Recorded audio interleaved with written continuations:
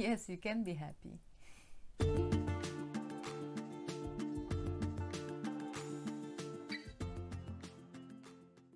Hey again, Kosha, sociologist and psychotherapist, sharing with you some of my tips and insights around mental health and self-discovery. Who've been with a narcissist, they understand. There are certain character traits of people called narcissists, and that are very self-focused. Often they cannot feel empathy towards others, and therefore they are hurting intentionally and unintentionally within relationships they are in.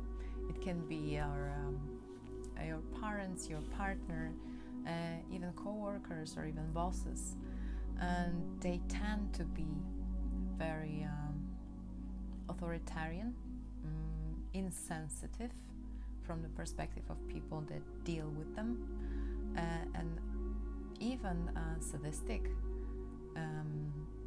in the way they express themselves, in the way they behave, in the way they comment on other people. If you've been in the situation of dealing with type of people like that, or you have a suspicion that you might know somebody like that from your close environment, I can share with you a few tips. I've been with a narcissist in my past, and I know it from internal dynamics, what drives people to be with a relationship with narcissists and how to get out of there.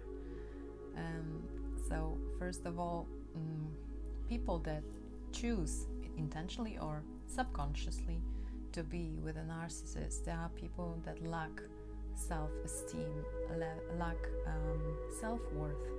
They think that being constantly criticized or being undermined, it's part of who they are or what they deserve.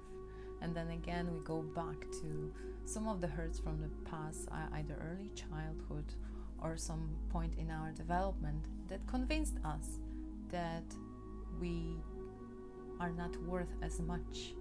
So therefore, other people can treat us in a certain way. And it's very sad, and often we don't realize that.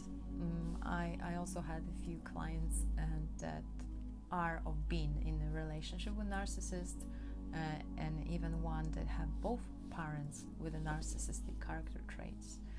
And it's, believe me, it's most difficult for the person who is being abused by a narcissist to realize that they are so, because that person self-esteem is already so low that they don't see that there's so much harm done to them, so they agree with abuse. So first of all, if you think that you might be one of these people, I would strongly advise to start exploring your self-worth, and then again in the environment of a friend you trust, or maybe psychotherapist, somebody that you can trust, and maybe start building up some therapeutic relationship towards the healing journey. That might be totally transformative, because the moment you build up healthy self-esteem, self-worth, basically the like a parasite people that feed of your your low self-esteem, feels of your uncertainties, will start to fall off. And in here, I don't want to call anybody a parasite.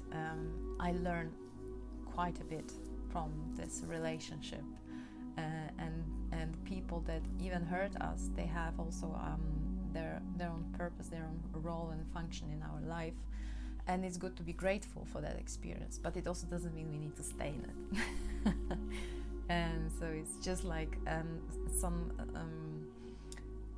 discomfort in our life, and like you have a stone in the shoe. It's quite uncomfortable, but what it teaches us, what it's supposed to tell us, that maybe we should empty the shoe, right? So instead of just going another 40 miles with a stone just for the sake of a lesson. For the smart people, the lesson doesn't need to last long. You need to just learn it and move on. So again, it's good to be grateful for that experiences, but also it's good to be even prepared to change. So yeah, first of all, check your self-esteem and check if there is anything you are giving it without receiving back too much, because of course every relationship, basically every relationship requires giving something as much as receiving. If this balance is lost, it means that maybe there's some dynamic serving only one side. So it's good to start exploring it, and again, from realizing that this balance towards the change, it might take quite a long time. Depends on your motivation. Do you want to invite the change in your life or not?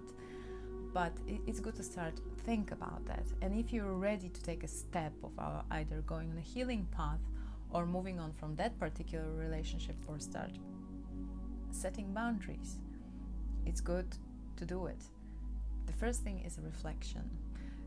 So then the next big part is start setting the boundaries. If you know it's too much, that person is going too far, you might start to voice it. It's not okay. But I know for that you need to have a little bit build up self-esteem. So I would really strongly advise you to check, even if you have incredible relationships in your life, what do you think you are worth?